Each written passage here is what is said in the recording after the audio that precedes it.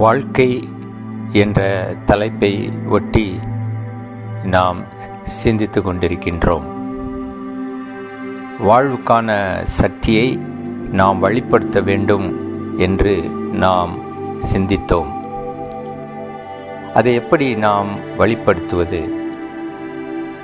வாழ்க்கைன்றது எப்போதுமே ஒரே மாதிரி இருக்காது. இந்த வாழ்க்கை மேடும் பள்ளமும் கொண்டது. இந்த வாழ்க்கையை நம்ம எப்போதுமே கட்டுப்பாட்டில் வச்சிருக்க முடியாது. சில நேரங்களில் சில சூழ்நிலையில்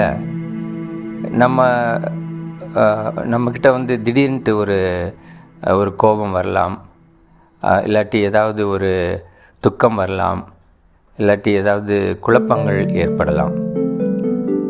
இவ்வாறு நம்முடைய மனதிற்குள்ளே ஏற்படுகின்ற அந்த உணர்வுகளை எல்லாம் நாம் எதிர்த்து போராடக்கூடாது. மாறாக அந்த உணர்வுகளை உணர்ந்து கொள்ள வேண்டும். அந்த உணர்வுகளை வெளிப்படுத்த நாம் தயங்கக்கூடாது. அந்த உணர்வுகளை ஒரு சீரான முறையிலே நாம் வெளிப்படுத்த வேண்டும். உதாரணமாக, நமக்கு கோபம் வருகின்றது என்றால் அந்த கோபத்தை நாம் கட்டுப்படுத்தி அடக்கிவிட தேவையில்லை. மாறாக அந்த கோபத்தை பண்படுத்தி அதை நாம் ஒரு சிறப்பான முறையிலே வெளிப்படுத்த கற்றுக்கொள்ள வேண்டும். அதை உணர்ந்து கொள்ள வேண்டும். நாம் கோபப்படுகின்றோம் என்ற அந்த ஒரு நிலையை உணர்ந்து கொண்டு அதை ஏற்றுக்கொள்ள வேண்டும். அப்படி இருக்கின்ற போது முதலிலே நாம் நம்மையே அமைதிப்படுத்த தொடங்குவோம். அடுத்தது இரண்டாவது படியாக நாம் என்ன செய்ய வேண்டும்? நாம் எதற்காக கோபப்படுகின்றோம், எது என்னை கோபப்படுத்த தூண்டுகின்றது என்பதை நாம் புரிந்து கொள்ள வேண்டும். புரிந்து கொண்டு அதை மௌனமாக முறையிலே நாம் நம்முடைய மனதிலே ஏற்று சிந்தித்து அதிலே ஒரு தெளிவடைய வேண்டும். தெளிவடைந்த பிறகு அதை நாம் செயலாக்க வேண்டும்.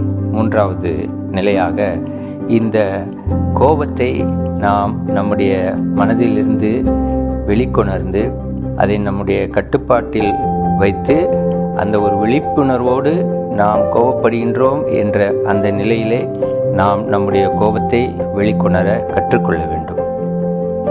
இறுதியாக இவ்வாறு நாம் நம்முடைய உணர்வுகளை உணர்ந்து கொண்டு அதை செயலாக்கி நிலைப்படுத்துகின்ற போது நம்முடைய உணர்வுகளை நாம் சரியான திசையிலே வழிநடத்த முடியும். கோபம் நமக்கு ஒரு உறுதியான முடிவாக இருக்கலாம்.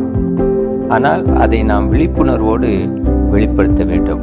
அதை நாம் தவறான முறையிலே வெளிப்படுத்தக்கூடாது.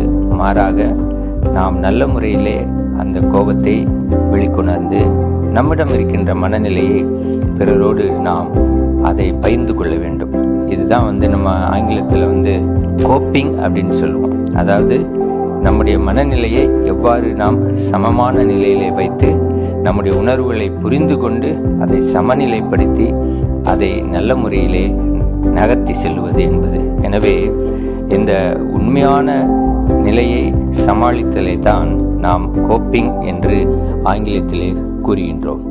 எனவே நாம் நம்முடைய வாழ்க்கையிலே நாம் பல நிலைகளிலே இருக்கின்றோம். அவ்வாறு நாம் பல போராட்டங்களை அல்லது பல விதமான உணர்வுகளை எல்லாம் நாம் சந்திக்கின்ற போது அவற்றையெல்லாம் நாம் உள்வாங்கி நம்முடைய மனநிலையை சமநிலைப்படுத்தி வாழுகின்ற போது நம்முடைய பயணம் சரியான திசையிலே சென்று